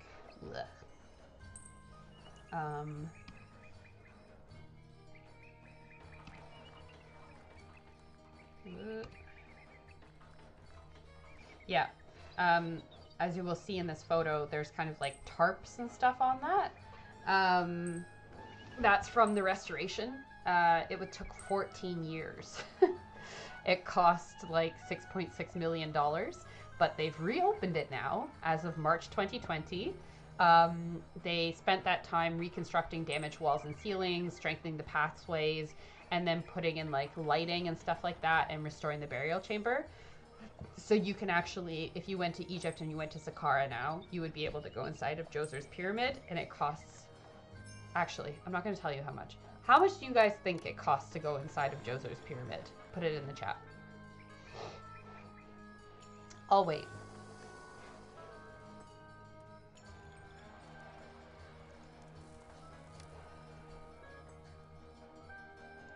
$2. Right, we've got at least one. I've got Dogfish Brewery. Ingredients tradition. Full bottle release in December 11th. Yeah, I'll have to buy some of this Egyptian beer. Although, again, I don't have a taste for beer, so I don't know. I'd probably drink it and be like, oh, this is disgusting. $250. Nope, it costs $5 US. $5 US to go inside the Pyramid of Djoser. That, to me, is great value for money.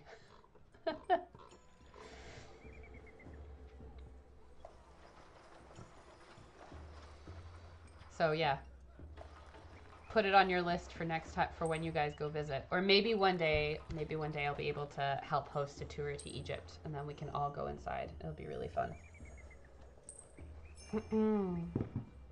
We've got 20 minutes. 20 minutes to go, guys, until my collab with Kaylee kicks off, and then hopefully we'll have lots more of you here. We shall see.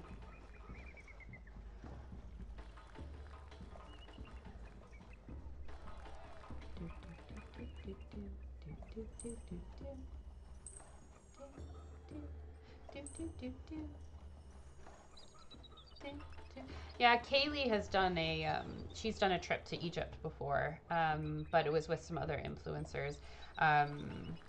Is Tutankhamun's tomb open for visit? You can go inside it, yes. However, as I discovered when I went to Tutankhamun, when I went to the Valley of the Kings, on my tour, when I did it when I was younger, you have to pay extra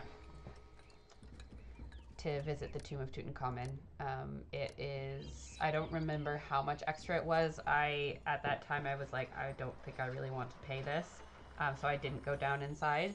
But that's really, I mean, I love Egypt, but I think they catch you out sometimes. Like my tour that I went on had in the fine print that none of our entrance fees for anywhere that we were going were included in our tour, and we didn't find that out until we got there. I wasn't exactly happy about that. So we were all students at the time, so we had to be a bit more precious about that. If I were to ever do a tour, I would make sure that all the fees to see everything are included, because that's yeah, that's not how I would want to do things. But the Valley of the Kings ticket, when I visited about 10 years ago, it included entrance into the Valley of the Kings, and you got to go see 3 tombs, which did not include I think Tutankhamun and maybe someone else's tomb. But basically to see the big, like really famous ones, you had to pay extra, and they only have a certain amount of them open to the public as well. So you can't necessarily go into all of them. Apparently I have to import some treasure.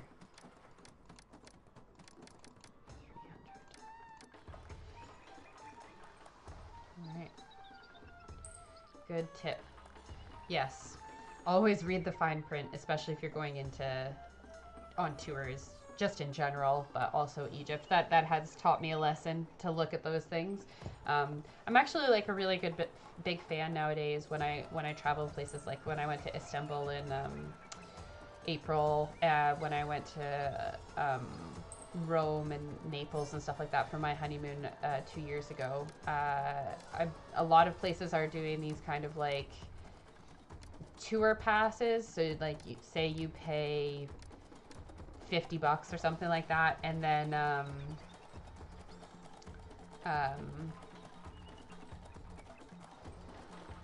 you get free entry into, like, you probably get free public transport for a certain amount of days, and then free entry into a couple places, and then discounted entry into the rest of them. And I know that when I did it for my honeymoon, it saved us like so much money, because I was dragging my husband to like every single museum under the sun. He is a very patient person. Luckily, he also enjoys museums, even though he is not an archaeologist. But I have found those to be really good schemes a lot of the time. I don't really know if Egypt does that, but yeah, if you go on a tour, check to see if they're going to include that in there.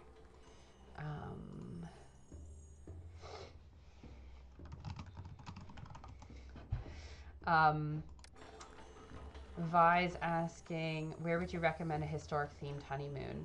Well, I think it kind of depends on what kind of history you like. You know, if you have a particular era that you really love, then go see that. I would say that I loved doing Italy, Rome, and then down to Naples, like Sorrento and all that kind of stuff. We did, I think it was like 6 days in Rome.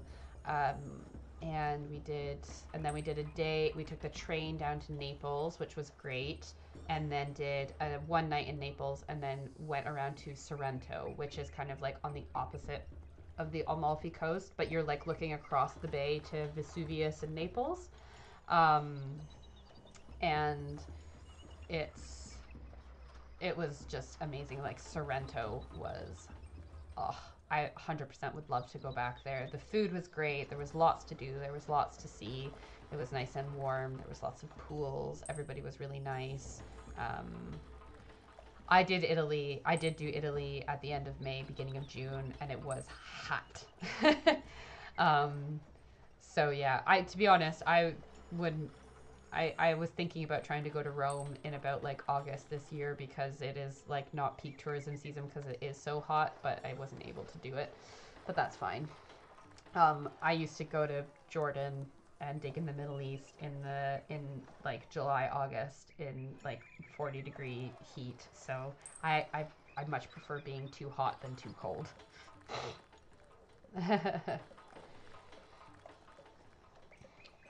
The one thing I will say though is that you have to look, if you're traveling places and you're out width or outside of their like tourism season, because in the UK, and this has happened to me a few times and to my family members a few times,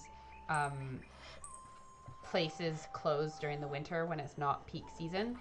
So, for example, a few years ago, my parents came to visit me, and they came in November for my graduation, and they came for my graduation, and I sent them on like a few, like up to Perth, because that has the Palace of Scone, which has some famous paintings, and I thought it was like a nice enough place. But they went there, and because it was November, it was closed. So a lot of places in the UK, like these big houses or like castles, especially if they're not like some of the biggest attractions, like if they're not run by the royal family or whatever, they'll close from probably like the end of October to either the beginning of April. It varies depending on the place. So you always need to keep that in mind if you're visiting somewhere in the off season. They sometimes have like different hours or different or they're just closed for the season because it's not worth it to stay open. It's disappointing, but if you take that into account or you kind of do some research when you're planning, you can avoid it.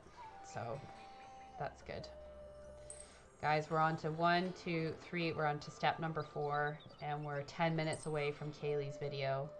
And we've had 44 views on the stream so far. It makes me really happy. Thank you for showing up today. I very much appreciate it. Is there anything else that you guys, in our last 10 minutes before we end the stream for tonight and you head over to watch my video with Kaylee, is there any other questions that you guys have for me or things that you want to know in particular about this level? Let me know. Let me know in the chat. We've got 10 minutes for me to rapid fire through anything.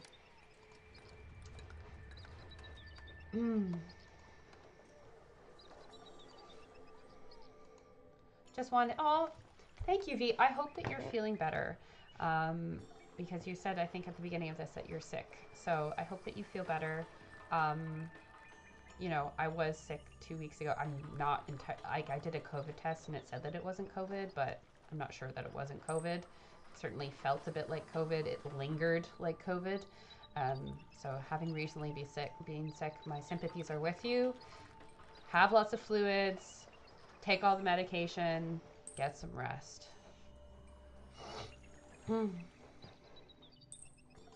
Thanks for that info, Joaquim. I appreciate it. Sean Spencer. So I don't have a Patreon. I have Ko-fi. So, you know, there's like all these different services that you can sign up to as a person for these things. I chose Ko-fi because I saw, like, I think they only take like a 5% cut of whatever people donate to you, which is really low. To be honest, I didn't really look at Patreon. I also looked at the YouTube and the YouTube memberships, and that's something that I'm working on setting up. But YouTube takes like 30 to 40% of what people sign up for your memberships, and they also take like a ton of your ad revenue. So I'd prefer to do it through something like Ko-fi. On that note, I've actually had some really generous donations from people. So, you know, very much thank you to them. I have had 2 people donate £20. I had 1 person donate £2, and had 1 person the other day donate £50, which is just like crazy. And I'm very grateful for that. I'm actually, as a thank you, I'm going to say their names on stream, and they're also probably going to get thanked in my next video. But that's the kind of thing, if I do memberships and stuff like that, I have to be able, I need to thank people for them. So yeah, and somebody just donated £10 today. So Victoria, George, Shannon, Lexi, and Kevin have all donated to me on Ko-fi. You can find a link to the Ko-fi in the description of this stream and all of my recent videos. You could also just search Inside Archaeology Ko-fi. I have the link at the, it should be in, it's not clickable, but it should be in the little text box at the bottom of the screen in the stream. So yeah, I wish I was baller enough to donate £50 to people, but it also allows me to do like little things like goals. So if you're wondering like, what am I going to spend the money on that you send me? Just the other week, I had 1 person recommend me a microphone. So I have a new microphone that I'm going to be using in videos, not for the streams because I've got the headphones and those just work really nicely for me. I also had to get a new, where is it? This is my new card reader for my camera, because my old one that I used to use that I bought literally when I started doing YouTube videos has just decided it doesn't want to work anymore. So I bought that. I'd also actually like to buy a new camera, which is obviously, it is an investment. It's a few hundred pounds. I have my eye on an Olympus one that's specifically made for like vlogging, and it's quite nice and small. But kind of the limit, like I do like my current camera, but the limitation to it, which I didn't think would be a problem when I bought it, but now like 4 years later, I'm kind of like, this is an issue. is that it doesn't allow you to plug a microphone in. So right now when I do videos, I have to record the video through my camera, and then I record the audio separately via my mic directly onto my phone, and then I have to import that into the program and blah, blah, blah, blah, blah. So it would be a lot easier for me, and making sure that all of my audio is synced if I could do that. Other things that I would like to do to upgrade my channel, if you know, if people are generous enough to donate to me, small things that I'm working towards. I'd like to be able to pay for a professional editing program, which will hopefully allow me to do a lot more with my editing than what I currently do.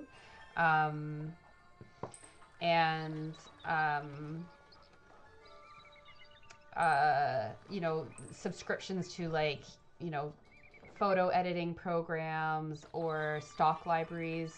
As I said, like being able to pay guests to come on the channel, also retroactively, because it wouldn't be fair for me to just pay people who are coming on now. I would definitely do like a retrospective payment to people who've come on to Ask an Archaeologist before. Yeah. I didn't notice you had a Ko-fi until today. That's fine. I'm still figuring out how to promote all of this stuff, so if you haven't noticed it before, like, I'm not going to hold it against you guys. Like, there's absolutely no requirement for you to do this. Like, you know, my content is free, and I do it in my own time. And I don't expect you, especially if you don't have the money to donate. Oh, Emma's coming to say hello. Hey, baby. But, you know, as my community that we have here gets bigger, it would be nice. And, I do find it tends to come with this like expectation of better quality of production for my videos. And I would like that. Also, I would like to be able to run like Google ads, because, you know, a lot of this stuff is luck. But also a lot of it is paid. So if I can, you know, get a little bit of money to be able to run like a really decent ad campaign on Google to kind of further my reach, bring more people to me, that's just going to benefit everybody. Oh, one thing I forgot, we've got 6 minutes left, is that I have to get all of this burial goods. So this is something, I don't know if we've had this in the mastabas, but we have requirements for burial goods so that the Pharaoh can go off into his afterlife in properly kitted out. So I'm just going to import all of that stuff now. Granite. I don't know why it asked me to do 20 blocks when all I need is 15. Let's do that. And then linen. I need to import that world map. I think I have enough money at this point. This level has been surprisingly easy to play, so I'm sorry if the gameplay hasn't been like stellar today. It's just not really been that challenging. Do I have any published materials? I am not published. No, I don't have a PhD. I do have a master's thesis. Maybe I could self-publish that if you guys felt like reading it, but I definitely have to brush it up a bit, because I don't think it's going to be very good quality. It was, you know, I was writing it to pass a degree. I wasn't writing it as a proper piece of research. But yeah, I also would love, if I were to write a book, what would you guys even want to know about? Let me know in the chat. Do I have a show after the collab? No, we don't. We don't have anything scheduled. But I will say that I hope, certainly, that this isn't the last time that Kaylee and I will be collabing. We have a lot of intersections in our different interests in heritage. You know, I like Kaylee. She's a really nice person, and we get on really well. So hopefully we'll be able to find some other topics to be able to collab on for a video and bring our kind of own two unique perspectives together. You could write fiction and I would eat it up. Well, I do have, so I love to read historic fiction. That's one of my like 3 genres of books that I like to read.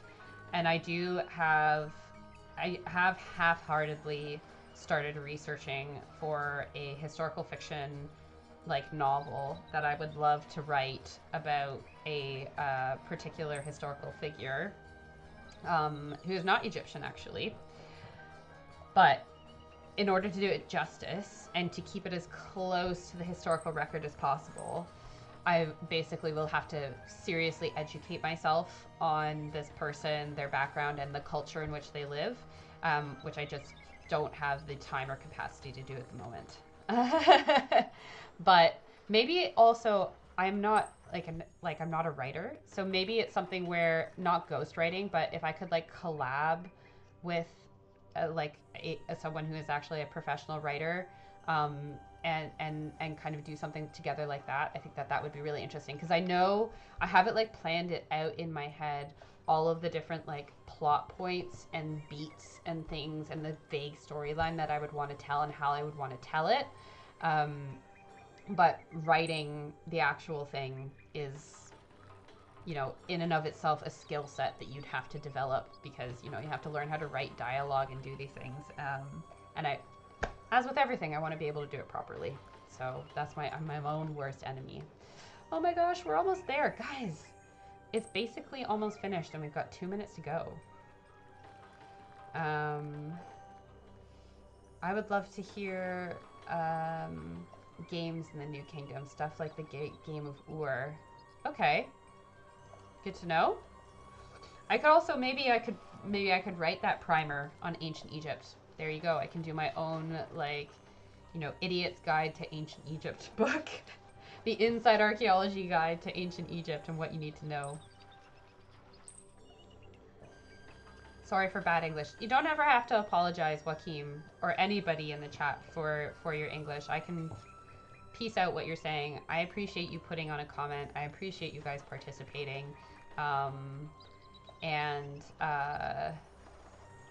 Yeah, like, I appreciate that you're listening to something that's not in your native language, and you're more impressive than me because I only speak English. I don't speak another language, much less attempt to write in it. So you're doing better than me.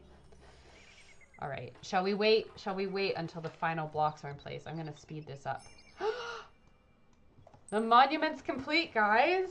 We have a minute to go, and we've finished the step pyramid of Djoser at Saqqara. The level's not done, but that's fine. As we said at the beginning, winning is a mindset. We did it! Look at it in all its 1, 2, 3, 4, 5, all its 6 steps of glory. It's serendipitous. It's meant to be. Right. I'm going to sign off. I am hungry. I haven't had my dinner yet. My husband is arranging that for me this evening. I don't know exactly what we're going to have, so I'm looking forward to that. Don't forget to subscribe, like the stream, go watch my video on Kaylee's channel, and then come back and watch my video that I've done with Kaylee on my channel. I will see you housekeeping wise, oh yeah, so I'm not gonna, so I usually do things on a 2-week schedule. Sorry, I'll sign off in a second. But so the next video that I'm gonna have that's gonna be coming out is the October Archaeology news. However, Archaeology news is set to come out, if I do it on my 2-week schedule, basically on my anniversary with my husband. So I'm going to try and do it in advance, and so we'll have it on that Friday, but I probably won't be able to do the stream beforehand, but I'm going to see what I can work out. So stay tuned on the channel, either on the channel or on Instagram. I'll do an update of what's going to be going on with that, because I just have that personal diary clash. So have a good evening, have an excellent weekend, enjoy my videos with Kaylee, and I'm going to see you guys next time. Stay curious. And yeah, thanks so much for participating. Have a good rest of your evening, guys. Bye.